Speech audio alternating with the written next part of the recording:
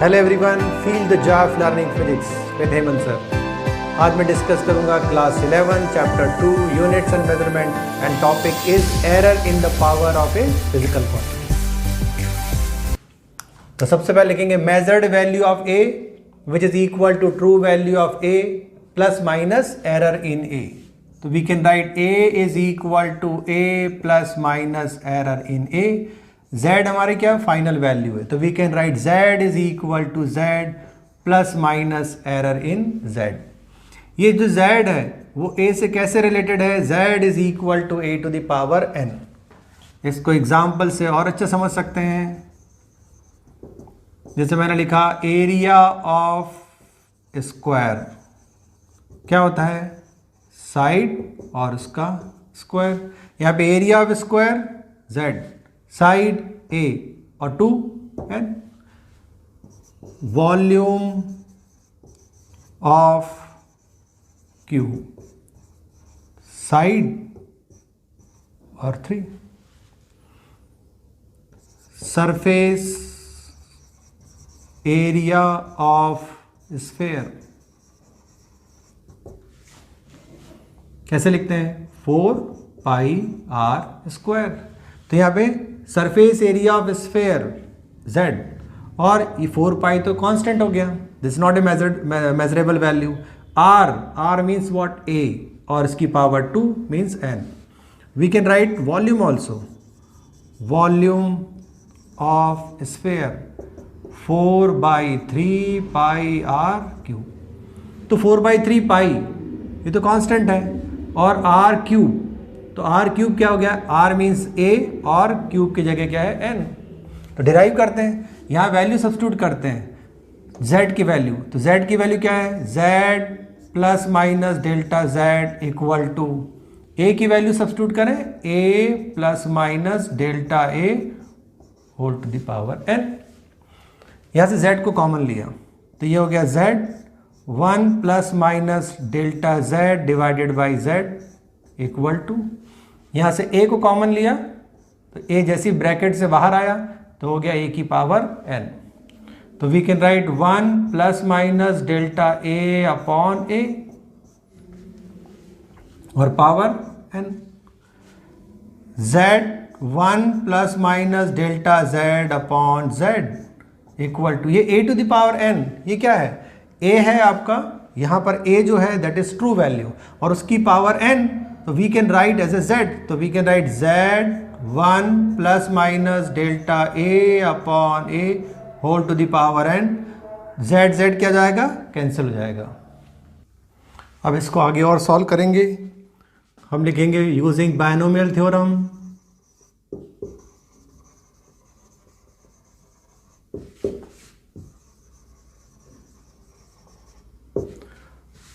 One plus x whole to the power n is equal to 1 प्लस nx। Condition है when x is less than 1, because this error delta a is very small और if you divide a this become very small.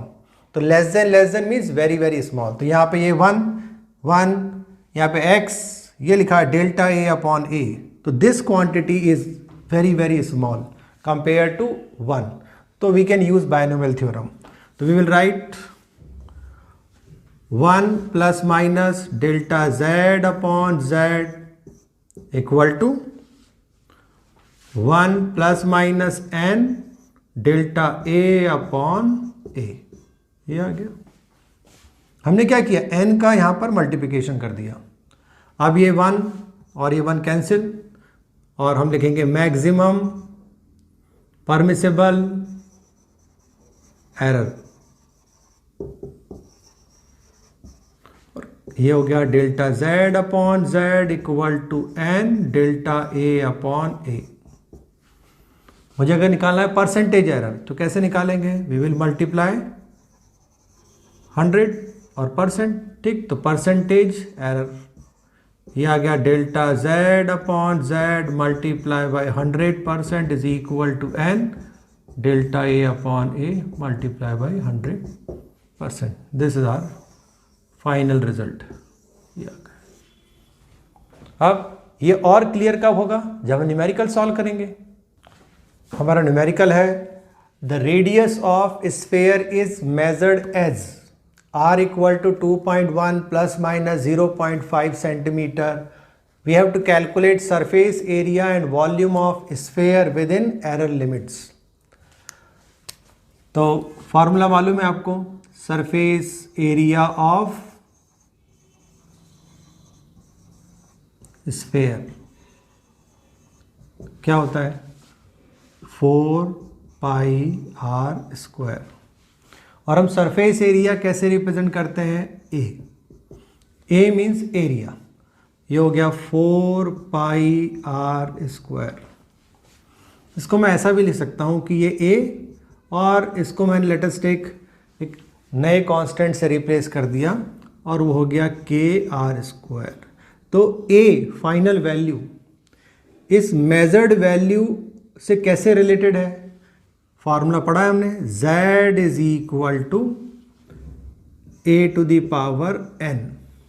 यहाँ पे a हमारी measured value थी और यहाँ पर r हमारी मेजर्ड वैल्यू। यहाँ पे z हमारा फाइनल रिजल्ट था, तो यहाँ पर a क्या है? a हमारा फाइनल रिजल्ट है। तो इस फार्मूले को हम कैसे लिखते हैं? Delta z upon z is equal to n delta a upon a। तो similarly this formula can be written as delta a upon a is equal to n की जगह यहाँ पे क्या है? 2, तो लिखा 2 delta r upon r। This formula we will utilize to find the error in area. तो सबसे पहले हमको कैलकुलेट करना होगा एरिया विथ ट्रू वैल्यू। तो कैलकुलेट करते हैं सरफेस एरिया ऑफ स्फेयर, और वो हो गया 4πr²। 4 पाई की वैल्यू सब्स्टिट्यूट की 3.14, r की वैल्यू कितनी है? 2.1 सेंटीमीटर और स्क्वायर। हमारा फाइनल आंसर हम सेंटीमीटर में लिखेंगे, तो that is why I am not converting into metre. इसको मल्टीप्लाई करें तो ये आंसर आएगा 55.3896, और राउंडिंग करें तो आएगा 55.4 सेंटीमीटर स्क्वायर। ये क्या है? ये है true value of surface area. अब हमको कैलकुलेट करना है एरर इन एरिया। तो हमने ये फॉर्मूला यूज किया, delta a upon a is equal to 2। पहले फॉर्मूले लिख देते हैं यहां पर, delta r upon r। Delta a upon a is equal to 2। Delta r क्या है? 0.5 डिवाइडेड बाई r। r कितना है? 2.1। इसको सॉल्व करेंगे तो ये हो जाएगा आपका 10 डिवाइडेड बाई 21। इसको आगे और सॉल्व करें, डिवाइड करें तो इसकी वैल्यू आएगी 0.476। और हमने क्या किया? डेल्टा a इक्वल टू, अब a का मल्टीप्लिकेशन कर देंगे तो 0.476 मल्टीप्लाई बाई a, 0.476। a कितना है? 55.4। तो ये हो गया आपका 55.4, और इस सब का मल्टीप्लिकेशन अगर करें तो ये आंसर आ जाता है आपका 26.37। राउंडिंग करें तो 26.4 centimetre square. This is your error in a. तो what is the final value? Final value will be a is equal to a plus minus error in a, और a आया हमारा 55.4 प्लस माइनस एरर 26.4, और यह आ गया centimetre square. This is the surface area of sphere within error limit. अब calculate करेंगे हम वॉल्यूम। तो वॉल्यूम कैलकुलेट करते हैं।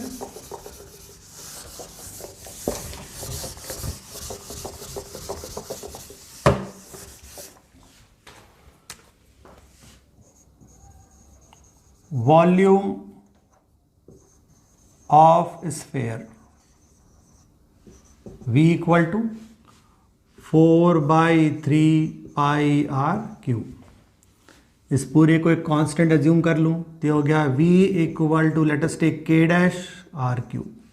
तो यहाँ पर वॉल्यूम r से कैसे रिलेटेड है, आर क्यूब, तो ये हमारा है z फाइनल रिजल्ट।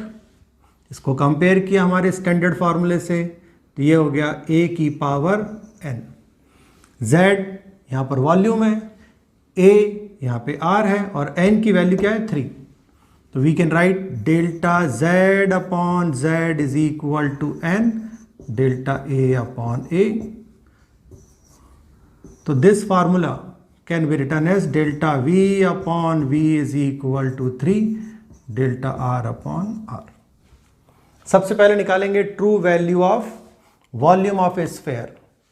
तो ये आ गया आपका वॉल्यूम ऑफ ए स्फीयर, क्या होगा, this is v is equal to 4/3 pi r cube, 4/3 pi की वैल्यू 3.14, आर की वैल्यू कितनी है 2.1 और क्यूब। इसको सॉल्व करेंगे कितना आंसर आएगा, ये आएगा 38.77 सेंटीमीटर क्यूब। ये हमारा आ गया true value of volume of a sphere. अब क्या कैलकुलेट करना है, what is the error in volume of a sphere. तो कैलकुलेट करते हैं, delta v upon v is equal to 3 delta r upon r। 3 r की वैल्यू 0.5, ये आ गया 2.1। इसको आगे सॉल्व किया, ये आएगा आपका 1.5 डिवाइडेड बाई 2.1 और आगे सॉल्व करेंगे इसकी वैल्यू आएगी 0.71। आगे सॉल्व करते हैं, delta v is equal to, अब इस v का मल्टीप्लिकेशन कर देते हैं तो 0.71 मल्टीप्लाई बाई v, तो 0.71 मल्टीप्लाई बाई v की वैल्यू 38.77 और मल्टीप्लिकेशन करने के बाद मिलेगा 27.53 सेंटीमीटर क्यूब। ये आ गया delta v upon v, delta v आ गया। अब final answer v is equal to v plus minus delta v।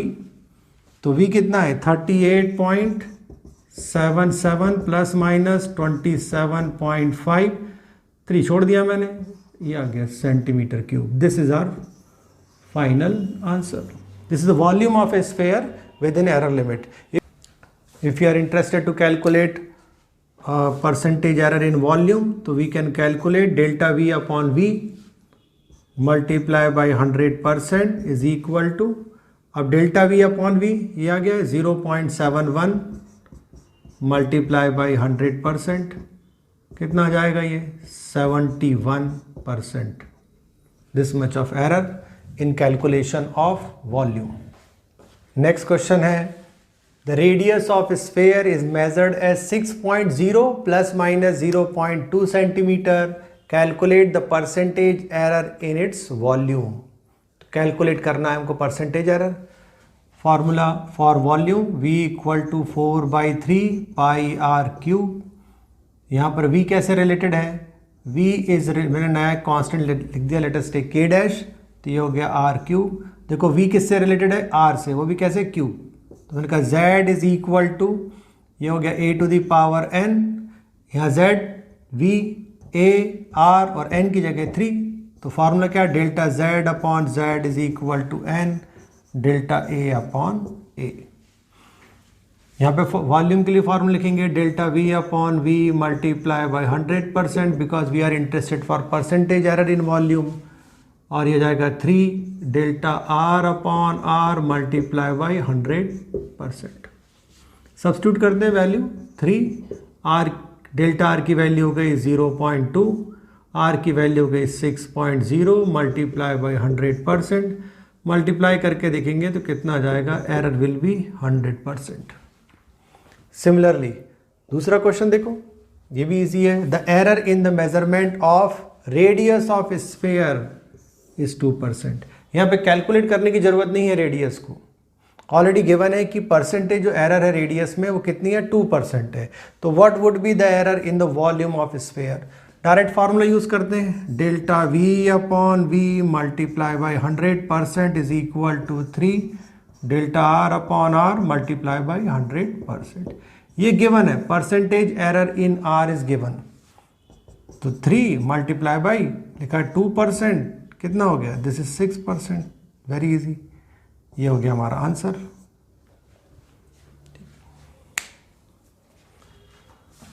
Error में अब जो आखिरी फार्मूला है वो है जनरल रूल, लिखा if z is equal to a to the power p b to the power q then c to the power r, तो what will be the fractional error, तो वी कैन राइट फ्रैक्शनल और relative error in z। तो ये हो गया delta z upon z is equal to, अब यहाँ पे देखो a की पावर p, b की पावर q और c की पावर r, तो मैं सबको पहले इंडिविजुअल एज्यूम कर लूँ कि ये a की पावर p नहीं है, b की पावर भी q नहीं है, c की पावर भी r नहीं है। a और b कैसे रिलेटेड है, they are related as product. तो आपको मालूम जब प्रोडक्ट से रिलेटेड होते हैं तो उनका जो रिलेटिव एरर होती है वो कैसी होती है, हम उसको रिलेटिव एरर को ऐड करते हैं, ये ऐड हो गया। और आपको मालूम अगर डिवीजन में आ रहा है, डिवीजन में सी है, तो उसको भी क्या करते हैं, ऐड करते हैं, तो लिखा डेल्टा सी अपॉन सी। अब पावर वाला कंसेप्ट यूज किया, तो a की पावर p है तो इसका मतलब p का मल्टीप्लिकेशन, b की पावर q है मल्टीप्लिकेशन, और c की पावर r है, तो ये हो गया multiplication. This is the formula. और if I am interested for percentage error, तो लिखा percentage error in z, delta z upon z multiply by 100% is equal to p delta a upon a plus q delta b upon b plus r delta c upon c और multiply by 100%। जब इस पे numerical solve करेंगे तब ये formula और clear होगा। और ज़्यादातर जो न्यूमेरिकल्स आते हैं कंपटीशन में वो इस फार्मूले पे बेस्ड ही आते हैं। तो अब न्यूमेरिकल सॉल्व करते हैं। Sir numerical is a physical quantity, P is related to 4 observations A, B, C and D as follows. P is equal to A cube B square divided by D under root C. The percentage error in measuring quantities A, B, C and D are 1%, 3%, 4% and 2% respectively. What is the percentage error in the quantity? So here we will use a general formula.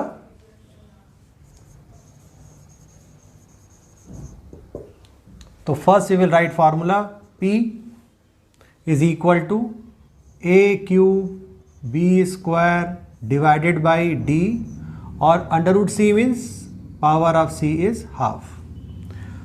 So we can write delta P upon P multiply by 100% equal to. Now you will find A and B, they are in a product. So we will write delta A upon A plus delta B upon B. And what is the power of A? 3. So we will multiply by 3. Power of B? 2. We will multiply by 2. Plus. Now D and C, they are in denominator.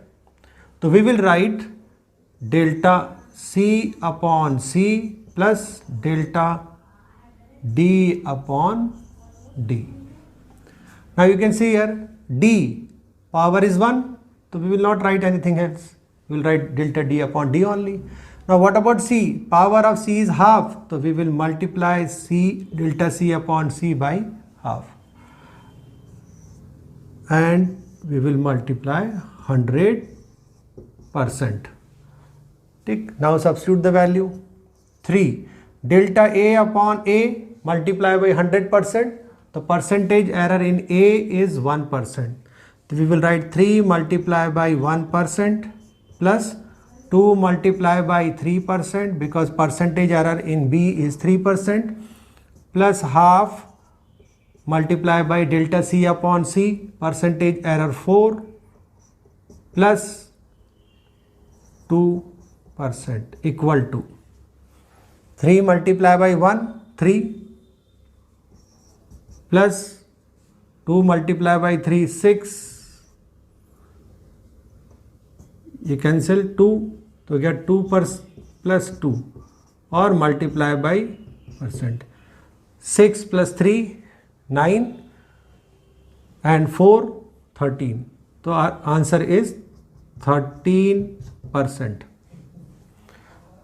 Next question is, if the errors involved in the measurement of mass and side of a cube are 4% and 3%, what is the maximum permissible error in the density of the material?